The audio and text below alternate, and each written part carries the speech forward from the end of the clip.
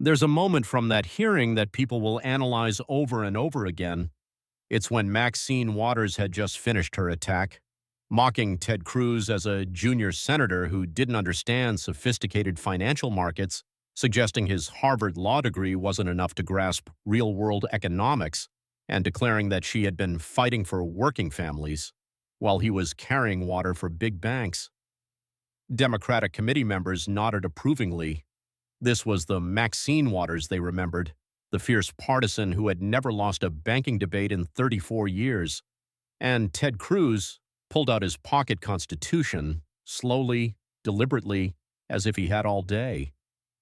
Congresswoman, what specific constitutional authority gives Congress unlimited power to regulate American banking? Waters blinked. This wasn't the response she had expected. Republicans usually became defensive when she attacked their credentials. You mentioned fighting for working families.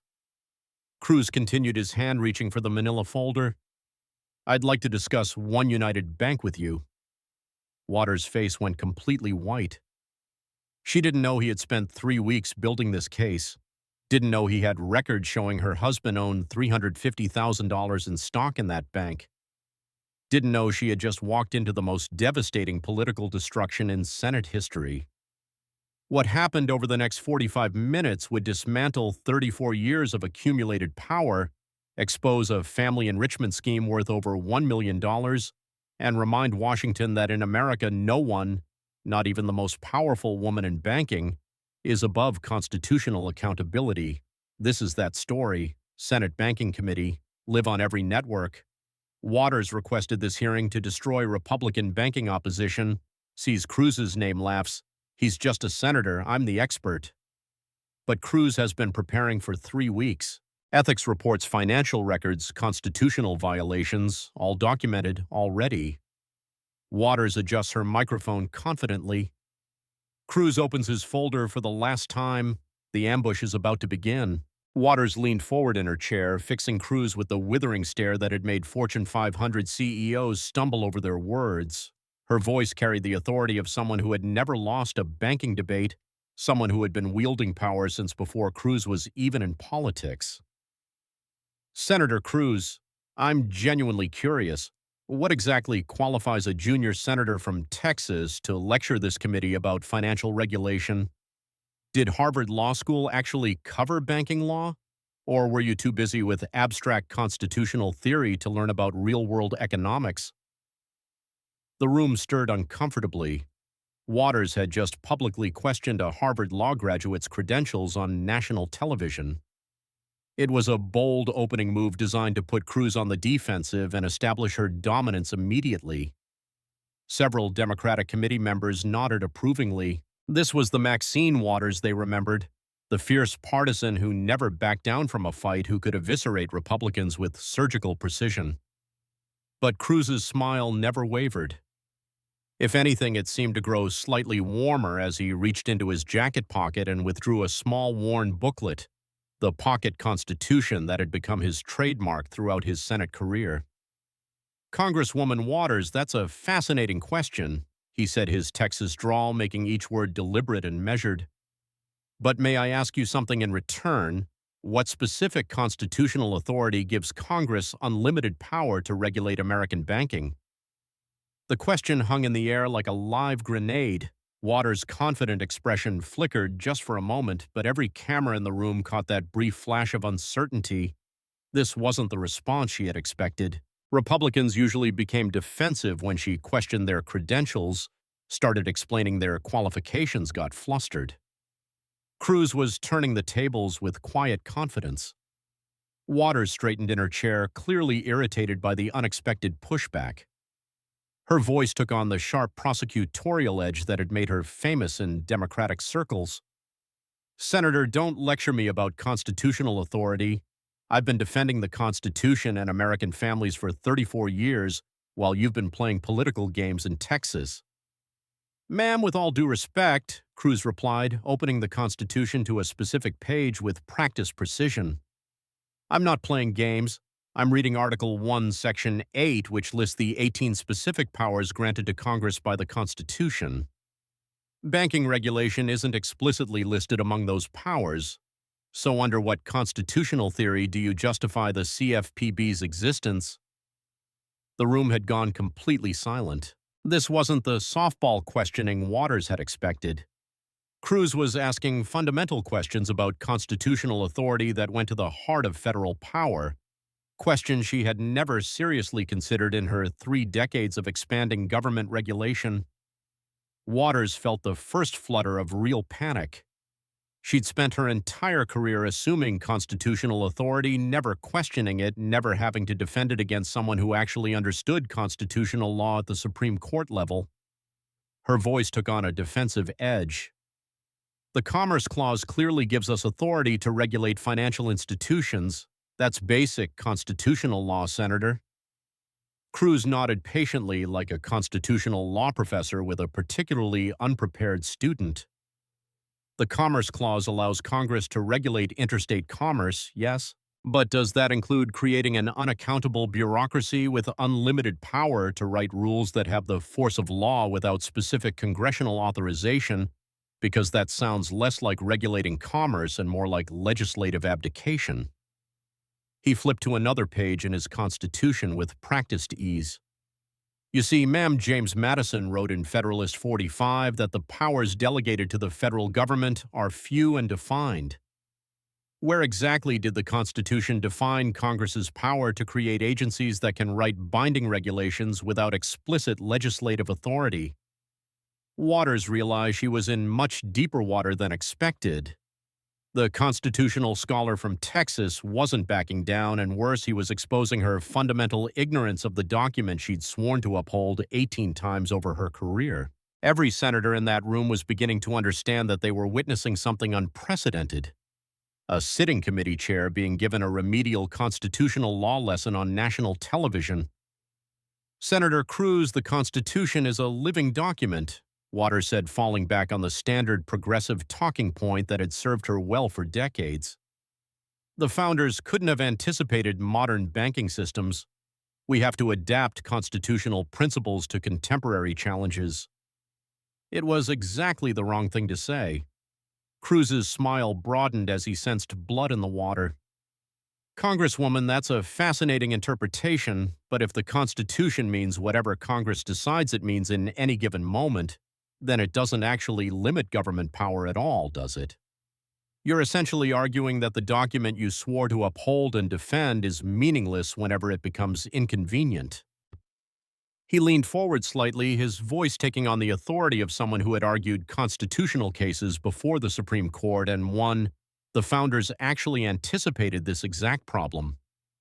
That's why they included the 10th Amendment, which explicitly states that powers not delegated to the United States by the Constitution are reserved to the states and the people respectively.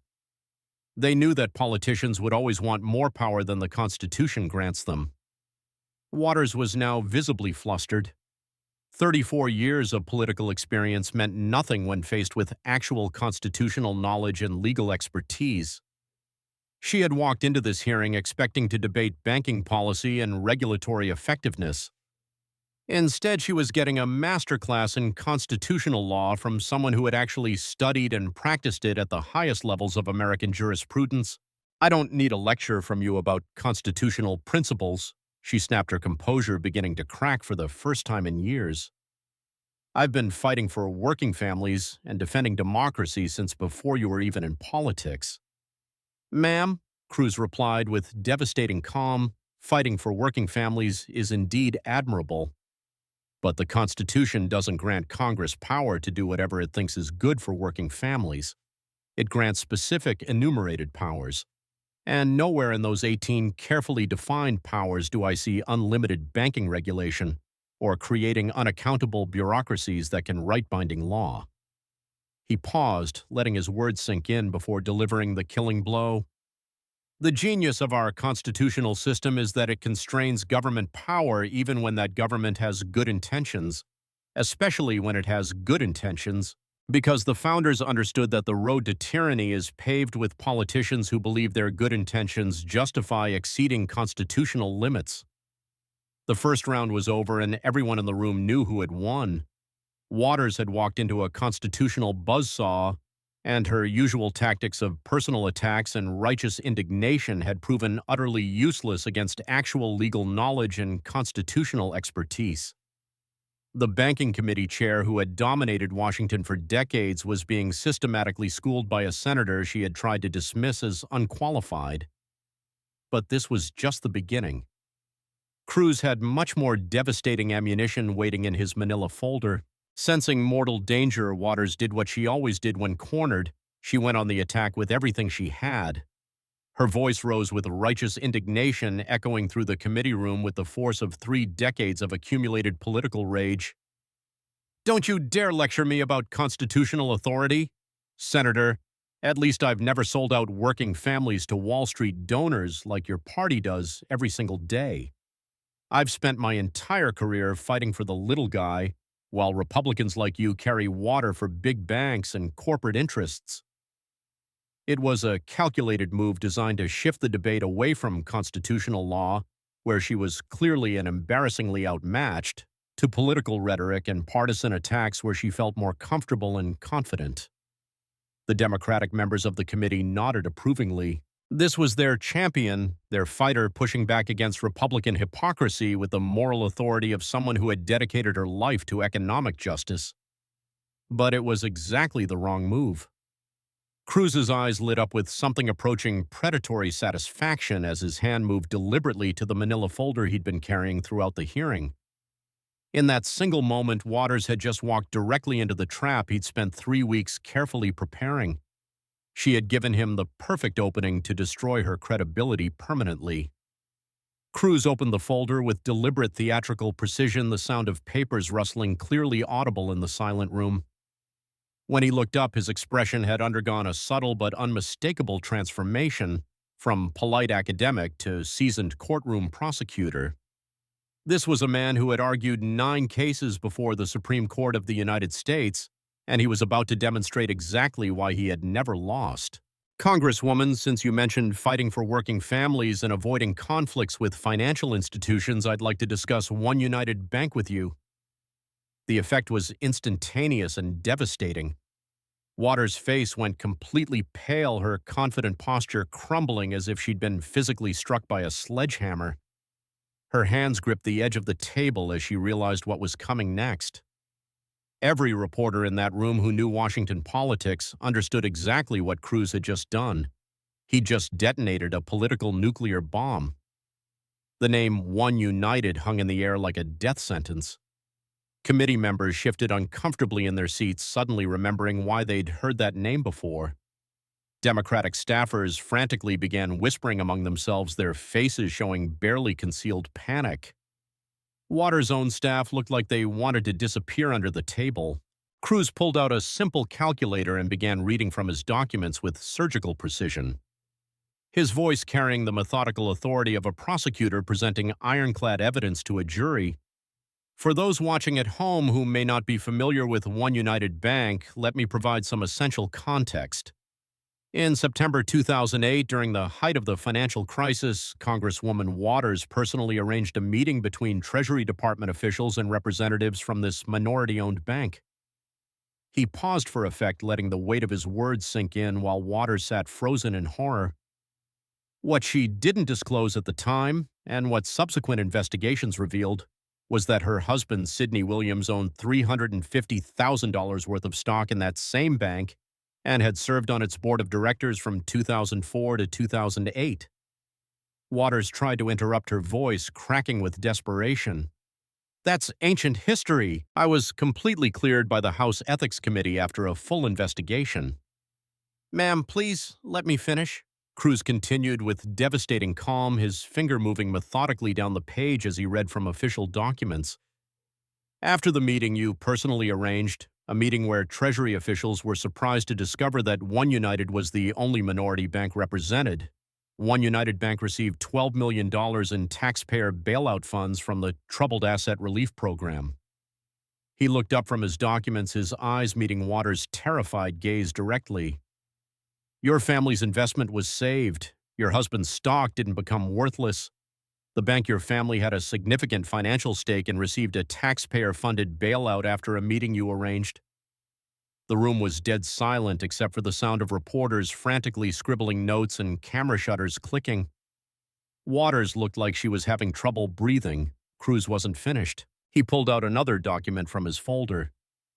But the story gets even more interesting. According to the House Ethics Committee's own investigation, your chief of staff at the time, who happens to be your grandson, Mikhail Moore, was found to be actively involved in helping One United Bank secure federal assistance. Waters' voice rose to nearly a shout. My grandson was doing his job. There was nothing improper about— Ma'am, Cruz interrupted with surgical precision, your grandson sent emails specifically about One United being in trouble. He provided the bank with draft legislation. He maintained contact with bank executives on your behalf, all while your family had hundreds of thousands of dollars at stake. He reached for his calculator and began punching in numbers. Let me break this down for the American people watching. $350,000 represented between 4.6 and 15.2% of your family's total net worth. If One United had failed, as the Ethics Committee noted, your husband's investment would have been worthless. The mathematical precision of the corruption was devastating. Waters tried desperately to defend herself. I believed I was helping all minority banks. I didn't know the meeting would focus on One United. Cruz's response was swift and merciless. Ma'am, you personally arranged a meeting between Treasury officials and banks, and you didn't know which bank would be discussed. Either you're lying about your knowledge of the meeting's purpose, or you're admitting to gross negligence in handling conflicts of interest. Which is it? The question hung in the air like a sword over Waters' head. There was no good answer, and everyone in the room knew it, but Cruz wasn't finished. He pulled out yet another document. According to Los Angeles Times reporting from 2004, your relatives made over $1 million during your time in Congress by doing business with companies and candidates you helped. Your daughter Karen Waters and son Edward Waters have repeatedly profited from your political connections and influence. His voice took on a tone of moral authority. This isn't about fighting for working families, Congresswoman. This is about systematically enriching your own family through your political position. You arranged bailouts for banks where your family had financial interests. You hired your grandson as your chief of staff, and he helped secure federal funds for companies that benefited your family financially. Waters was now visibly shaking with a combination of rage and panic. You have no right to attack my family. They've done nothing wrong. I'm not attacking your family, ma'am, Cruz replied with deadly calm. I'm reading from Public Records Ethics Committee reports and newspaper investigations. The question is, why do you think your family should profit from your public service while you sit here lecturing others about corruption and corporate influence? He leaned back in his chair, his voice taking on an almost conversational tone that somehow made his words even more devastating. You walked into this hearing accusing me of being corrupted by corporate interests. But the documented evidence shows that you have personally arranged federal bailouts for institutions where your family had significant financial stakes. You've enriched your relatives through your political connections. You've turned public service into a family business. The destruction was complete. Waters sat in stunned silence, unable to form coherent words. The woman who had accused Cruz of corruption had just been systematically exposed as the embodiment of everything Americans hate about Washington politics: the use of public office for private gain, the enrichment of family members, the abuse of power for personal financial benefit. But Cruz had saved his most devastating ammunition for last. With her back against the wall and her credibility in ruins, Waters made one final desperate attempt to turn the tables. Her voice cracked with barely contained panic as she reached for the only weapon she had left. How dare you question my ethics when your party supported the January 6th insurrection?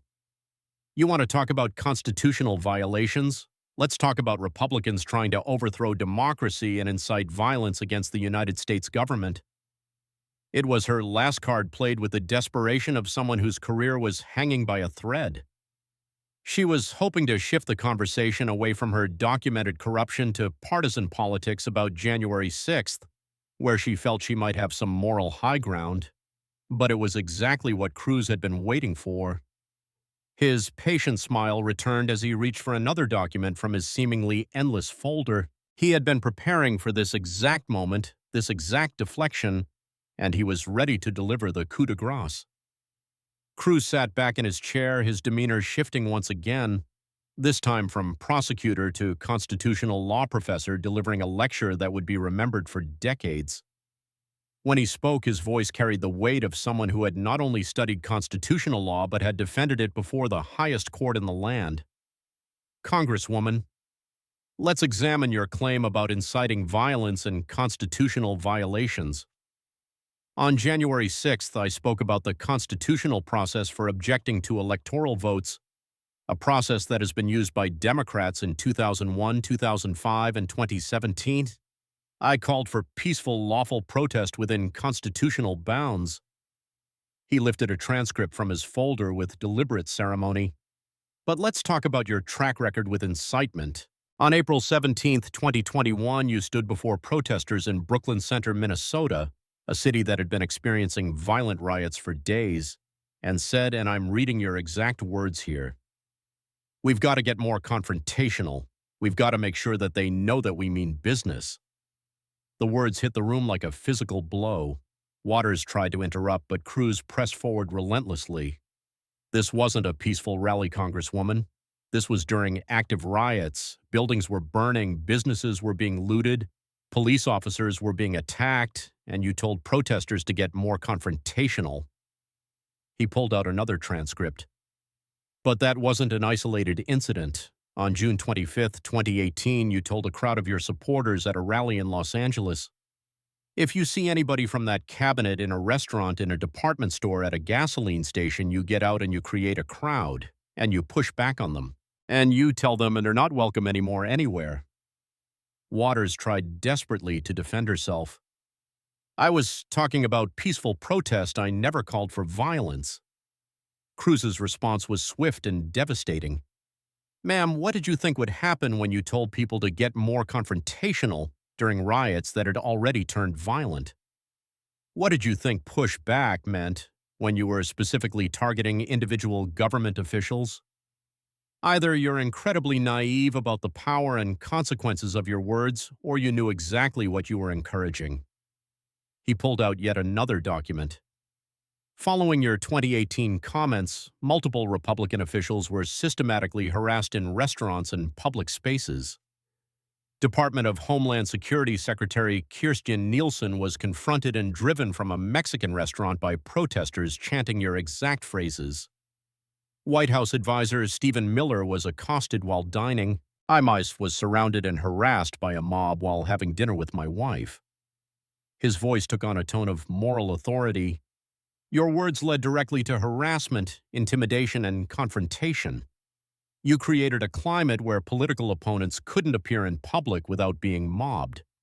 That's not peaceful protest, Congresswoman. That's systematic political intimidation. Waters was now visibly trembling.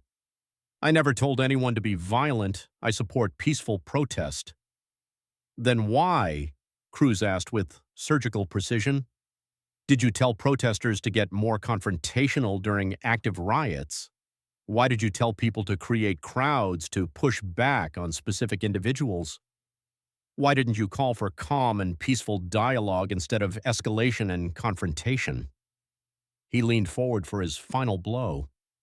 "You see, Congresswoman, there's a fundamental difference between us. When I spoke on January 6th, I called for constitutional processes and peaceful protest within legal bounds. When you speak, you call for confrontation in the streets, harassment of government officials, and getting more confrontational while American cities burn." His voice dropped to almost a whisper, but it carried to every corner of the room. "One of us actually understands and respects the Constitution. The other thinks political power justifies any means necessary." Waters sat in stunned silence, but Cruz wasn't finished. He was about to deliver the final destruction. "Congresswoman Waters, let's review the facts. You've served in Congress for 34 years. In that time, you've been named to the most corrupt politicians list by Citizens for Responsibility and Ethics in Washington 4 different times. In 2005, 2006, 2009, and 2011, he began ticking off points on his fingers. You arranged federal bailouts for banks where your family had significant financial interests.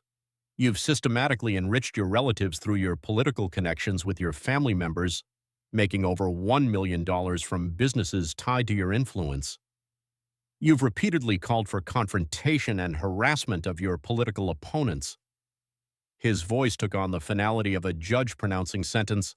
You're not a champion of working families, ma'am. You're not a defender of democracy. You're exactly what the Founding Fathers feared when they designed our constitutional system.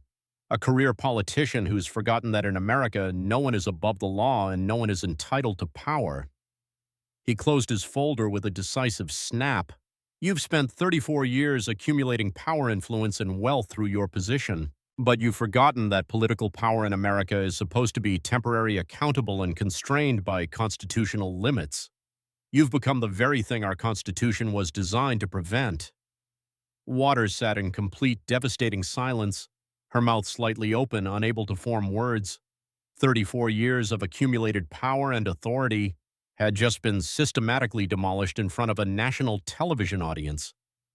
The woman who had walked into the hearing room as the queen of banking policy was leaving as a cautionary tale about the corrupting influence of unchecked power and the importance of constitutional limits on government authority. The constitutional scholar from Texas had just reminded everyone watching that in America, knowledge and principle still matter more than position and power. The silence that followed Cruz's final words was unlike anything the seasoned reporters in the gallery had ever experienced. It stretched on for what felt like an eternity, thick and suffocating as if the very air in the room had been sucked out. Committee members from both parties sat frozen in their chairs, unsure how to proceed, unwilling to be the first to break the spell that Cruz had cast. Waters remained completely motionless, staring at the table in front of her as if trying to will herself to disappear. Her hands, which had been gesturing confidently just an hour earlier, lay flat and still on the table's surface. The woman who had dominated Washington banking policy for over 3 decades looked utterly defeated, broken in a way that no one in that room had ever seen before. Senator Chuck Grassley, the committee chairman, cleared his throat nervously, the sound abnormally loud in the silence. "We'll take a 15-minute recess," he announced, his voice uncertain. The usual formalities of thanking witnesses and scheduling follow-up questions seemed impossibly inadequate after what everyone had just witnessed. As the cameras stopped rolling, the room erupted into barely controlled chaos. Reporters rushed toward the exits, phones already pressed to their ears, knowing they had just witnessed the political story of the decade. Democratic staffers huddled around Waters, their faces showing a mixture of panic and resignation. They had just watched their champion get systematically destroyed on national television, and they knew the damage was irreversible. In the hallway outside, Waters' press secretary was already fielding a barrage of calls from reporters across the country. "No comment at this time," she repeated over and over, but her voice betrayed the panic that everyone could hear. Her communications director frantically worked his phone, trying to arrange damage control interviews, but what defense could they possibly offer against documented evidence and official ethics reports? Waters' chief of staff, the same grandson who had been mentioned repeatedly during Cruz's devastating testimony, stood against the wall, his face pale as he realized that his own role in the One United scandal was now front-page news again. The family business that had enriched the Waters clan for decades was now exposed for all America to see. Meanwhile, across the country, social media was exploding with unprecedented fury. Within minutes of the hearing's conclusion, "Waters destroyed" began trending on Twitter, quickly becoming the #1 trend in America. The hashtag #constitutional scholar followed close behind as conservative users celebrated Cruz's performance. One United began trending as people searched for more information about the banking scandal. Conservative Twitter erupted in celebration. Videos of Cruz's most devastating moments were being shared thousands of times per minute. The clip of Waters sitting in stunned silence after Cruz's final blow was already being turned into memes. The moment when she realized he was going to discuss One United Bank, the look of pure terror that crossed her face, became an instant viral sensation. Liberal accounts scrambled desperately to provide context or deflect to other issues, but the damage was too clear, too well documented, too devastating to spin away. Some tried to attack Cruz's past positions or bring up January 6th again, but it felt hollow after Waters' own incitement record had been so thoroughly exposed. News networks across the spectrum were forced to cover the story. CNN ran the clips but tried to minimize their impact. Fox News led with the story for the entire evening. MSNBC desperately tried to focus on other news, but their own viewers were demanding coverage of what everyone was calling the political destruction of the decade. The most devastating clips were spreading faster than the networks could track them. The Constitutional Authority exchange, the One United bomb going off, the family corruption revelations, the confrontational trap. And finally, the complete silence as Waters realized her career was effectively over. Political analysts across the spectrum struggled to find comparable moments in American political history. Some reached back to the great Senate debates of the 19th century. Others compared it to the most devastating Supreme Court oral arguments. But most agreed that they had never seen such a systematic, documented, and complete political destruction conducted with such calm precision. Republican senators who had watched the hearing were already calling Cruz's office, wanting to associate themselves with his performance. Senate Majority Leader Mitch McConnell, never one to miss a political opportunity, released a statement within the hour. Senator Cruz demonstrated today what principled constitutional leadership looks like. He showed that preparation and knowledge of our founding documents can triumph over decades of accumulated power. Democratic leadership was in complete damage control mode. House Speaker Nancy Pelosi's office released a carefully worded statement supporting Waters while avoiding any mention of her actual performance.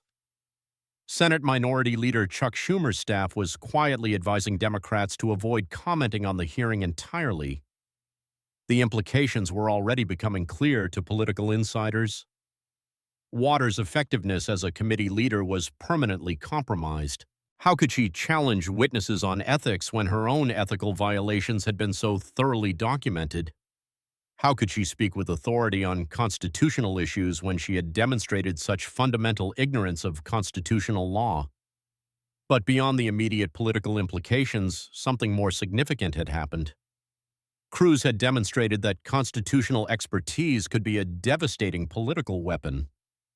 Knowledge of the founding documents' preparation and principled argumentation had triumphed over political experience, institutional power, and partisan rhetoric.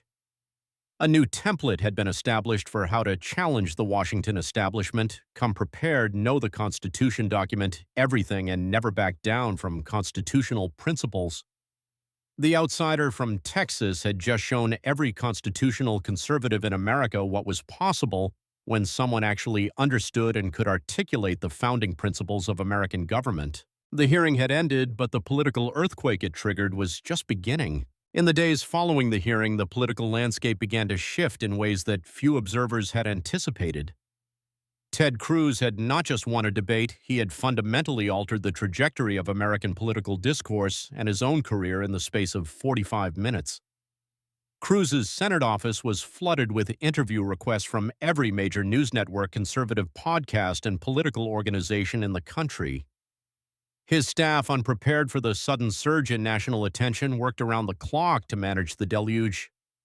Speaking invitations poured in from universities, think tanks, and political organizations across the nation.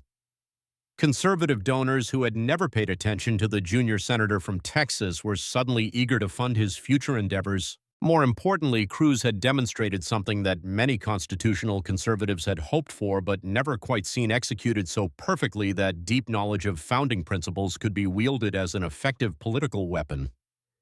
His performance became required viewing in Republican strategy meetings across the country. Campaign consultants began advising their clients to study constitutional law, not just talking points. The Heritage Foundation, American Enterprise Institute, and Federalist Society all extended invitations for major addresses. Constitutional law professors began incorporating clips from the hearing into their courses, using Cruz's systematic dismantling of Waters' arguments as a teaching tool for how constitutional principles should guide policy debates. Young Republican politicians across the country took note. The old model of political success, fundraising, networking, and media manipulation was being challenged by a new approach based on intellectual preparation, constitutional expertise, and principled argumentation. Cruz had shown that there was an alternative to the shallow, soundbite-driven politics that had dominated Washington for decades. For Waters, the implications were far more devastating and immediate.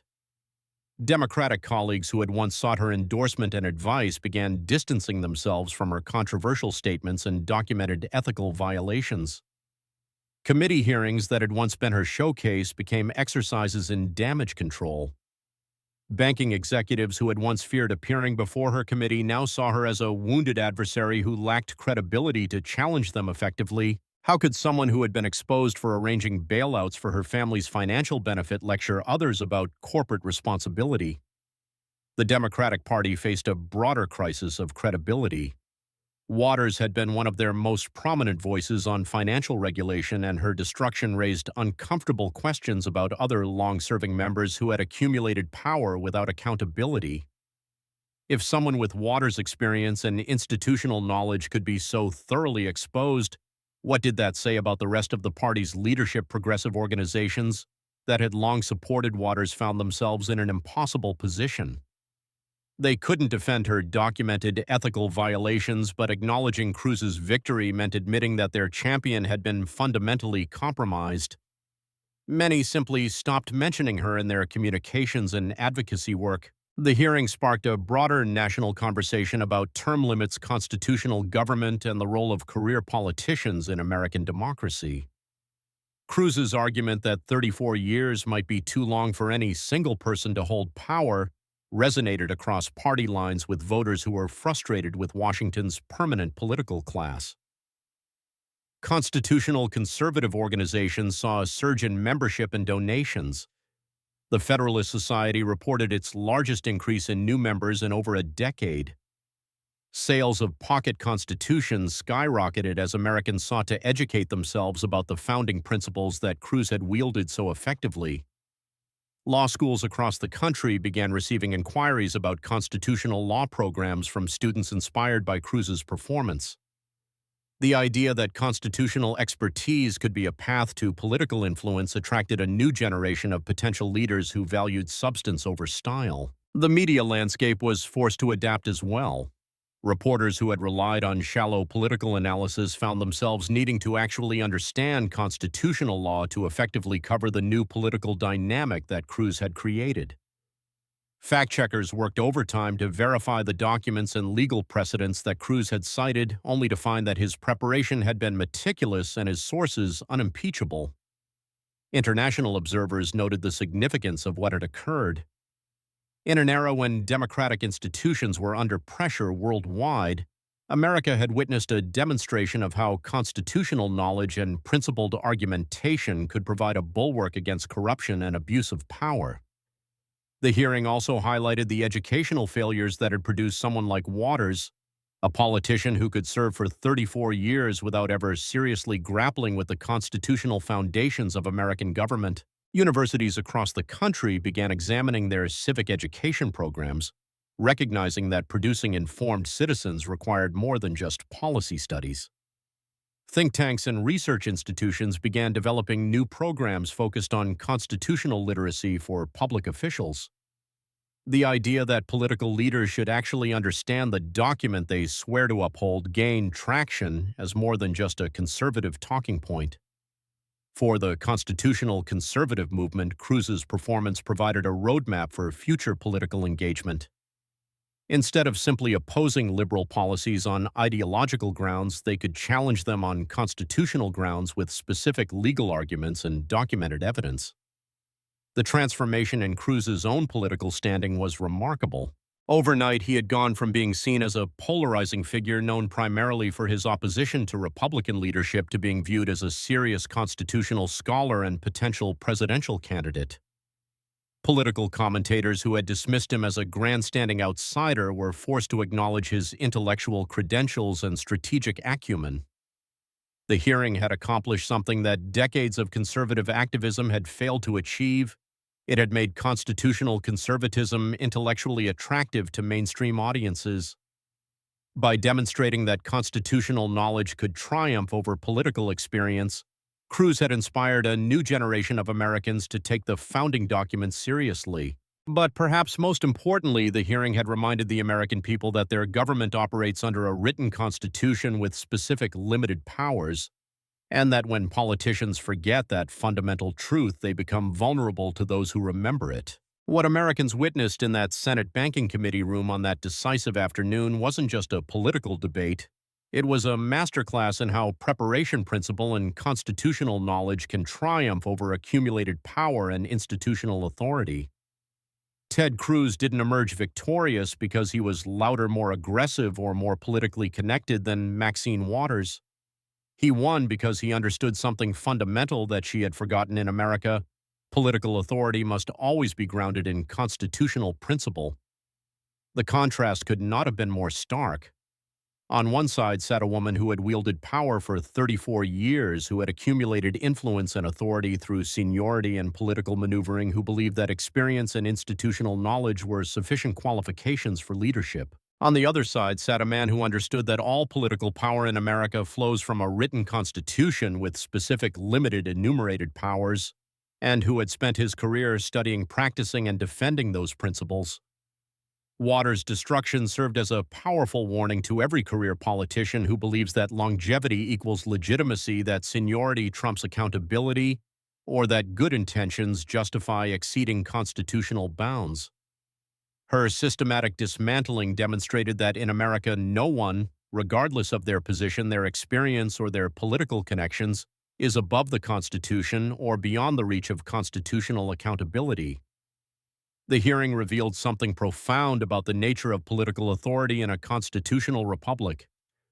Waters had accumulated tremendous power and influence over her decades in Washington, but that power was built on shifting political foundations rather than solid constitutional ground. When challenged by someone who understood the actual source of governmental authority, the Constitution itself, her entire edifice of accumulated power crumbled within minutes. Cruz's methodical approach provided a template for how constitutional conservatives should engage in political combat. He came prepared with documents, legal precedents, and specific constitutional arguments. He didn't rely on talking points or partisan rhetoric. Instead, he grounded every argument in the founding principles of American government, making it impossible for Waters to dismiss his challenges as mere political posturing. The hearing also highlighted the critical importance of constitutional literacy in American political leadership. Waters' fundamental ignorance of constitutional law, her inability to articulate the constitutional basis for the policies she had spent decades advocating, revealed the educational and intellectual poverty that had infected much of America's political class. For American voters, the hearing provided a crucial lesson about what to look for in political leadership. The next time a politician claims unlimited authority to solve complex problems, voters should ask them the same question Cruz asked Waters: what constitutional authority gives you that power? The answer will reveal everything voters need to know about whether that politician deserves their trust and support.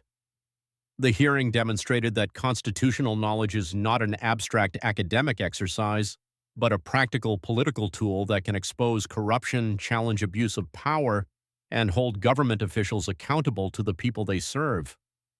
Cruz showed that politicians who actually understand the Constitution have a devastating advantage over those who merely assume their own authority.